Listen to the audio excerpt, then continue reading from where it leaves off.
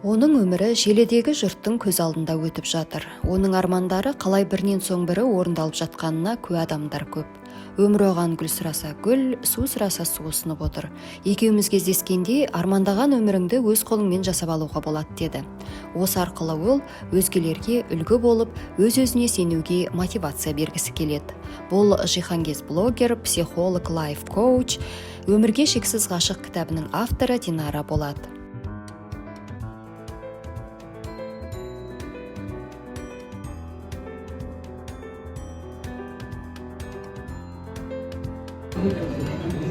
Динара, өмірге шексіз ғашық деген сөзді қайдан ойлап таптың?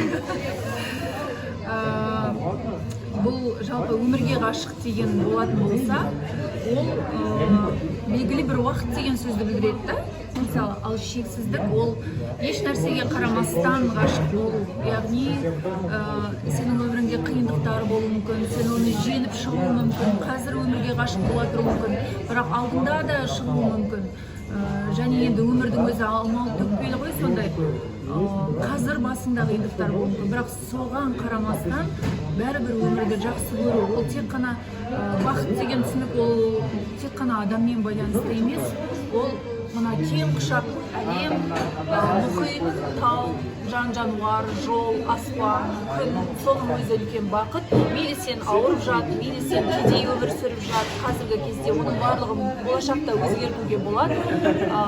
Сондықтан ең бастысы өмірге шексіз ғашықтықты жоғалтпау және армандау, әрекет ету. Кәне. Міне мынау дәл мен барып келген Кения, мынау Килиманджаро тауы, Танзания мен екі ортадағы. Мынау ана естеріңізде ма, Кения шайының сыртындағы болатын сурет қой, қалыпты классика. Мынау ағаш акация деп аталады екен. Соның айналасында осы күннің батысын барлығын көрдік қой. Күшті. Күшті. Армандағы жердеші. Дәрі. Армандар орындалады десің. Реально. Көріп қуанып отырмын. Динара, саяхат саған не береді? Мен өзімнің өмірімде, жалпы тіршілігімде саяхатсыз елестете алмайтын күйге жеттім. 10 жылдан кейін не істейсіз, 15 жылдан кейін не істейсіз, 20 жылдан кейінгі Динара немен айналысады деген сұрақтар болады. Саяхаттайды, себебі ол өмір салты, ол бір ерекше бір дүние, ерекше бір өмір салты деп есептемеймін. Меніңше ол әрбір адамның өмірінде болу керек нәрсе. Маған не береді? Мен саяхаттан шабыттанып келемін, саяхаттан демалып келемін елге. Менің 2 балам бар, мен де анамын, бірақ менің көңіл күйім, жаңағы шабыттанып жүргенім, қуанып жүргенім, оның барлығы менің саяхаттағанымның арқасы деп ойлаймын. Себебі демалған өз алдына тұлға ретінде, адам ретінде, өзінің арманын іске асырып жүрген адам ретінде өзіме өзім көңілім толады, өзімнің өмірімді бір толыққанды деп сезінемін, солай есептеймін. Сондықтан бақыттымын. Себебі мысалы анау Голливудтық киноларда болады ғой, егер сенің арманың немесе зейнетке шыққаннан кейін не істейсің дегенде, көбі саяхаттаймын деп саяхатты кейінгі алып қояды, саяхатты бір үлкен арман ретінде елестетеді, немесе бір өзіне көп уақыт жұмсамаған адам ретінде көңілі түсіп жатады. Ал менің өмірімде бұл бар, және оны қазір істеп жатырмын. Сондықтан мен өзімді бақытты адам ретінде сезінуге үлкен бір мықты қорған ба, негіз ба, саяхат менің өмірімді толтырып тұрған нәрсе, жарқын қылып, әдемі қылып толтырып тұрған нәрсе. Өмірді кейінге қалдырма дейсің ғой? Иә, міндетті түрде. Жалпы саяхаттауға қалай келдің?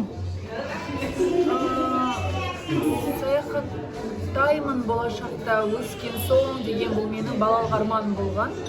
Ауылда мал бағып жүрген кезде, қиналып жүрген кезде, осы мектеппен малдың екі ортасында үлгермей жүрген кезде мен саяхаттаймын бәрібір болашақта. Осы ауылдан құтылып алайын деген ой болады.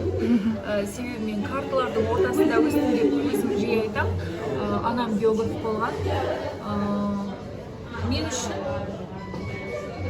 біртүрлі әлемнің кеңдігін, ол ауылдан басқа, осы қиын жағдайдан басқа әлемде қаншама керемет бар екенін сол бала кезімнен сезініп өстім және соған ұмтылдым деп ойлаймын. Енді ол саяхаттау бірақ өскен соң бірден бола қоймайды ғой. Бір жағдайлар реттелу керек, түгенделу керек. Содан кейін басталды осы соңғы 5 жылда. Мен саяхаттап жүрмін. Сені саяхатшы деген сөздің қасына блогер деп қосамыз, иә? Блогерлік не береді? Бізде мысалы кейбір адамдарда түсінік бар, блогер деген ол бір жеңілтек, бір сондай көзқарастар бар кейбір. Білмеймін, мен блогер жеңілтек деп айта алмаймын, мүмкін вайнерлерге келетін шығар, ылғи күлдірте беретін, бірақ блогер салмақты дүние жазады ғой көп жағдайда. Мен үшін блогер ол халыққа, оқырманға пайдалы болу. Мысалы, мен тек қана 2 бағытта жазамын. Саяхат, бірінші саяхаттаудың жолдары және психология, психолог негізгі мамандығым. Жастарға, жаңағы отбасы психологиясы, жастарға мотивация, тұлғалық психология, сол жағынан халыққа пайдалы болуға блогерліктің үлесі зор.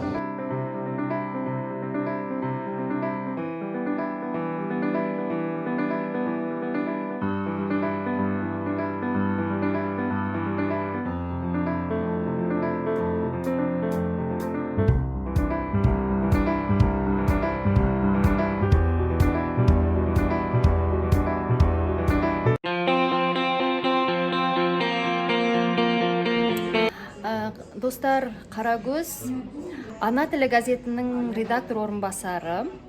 Бұрын мен Қарагөзді қазақ әдебиеті газетінде жұмыс істеген кезінен бастап білемін. Осы өзіміздің әдеби ортада өте танымал адам деп айтуға болады. Қарагөз, қалай ойлайсың, Астанада әдеби орта қалыптасты ма? Астана болғаныңша қалыптасты деп ойлаймын. Өйткені бұл жерге ең бірінші көштің басын сол зиялы қауым өкілдері, оның ішінде ақын жазушылар бастап келді. Енді олар үлкен буынның өкілдері еді ғой, бірақ одан кейін жаңағы біраз студент жастар, толық өкілдері келді. Менің ойымда дәл қазір Астанада үлкен әдеби орта бар. Жастар да бар оның ішінде, орта буында бар, үлкен буында бар деп ойлаймын. Алматының әдеби ортасы Астанаға ауып кеткен жоқ па?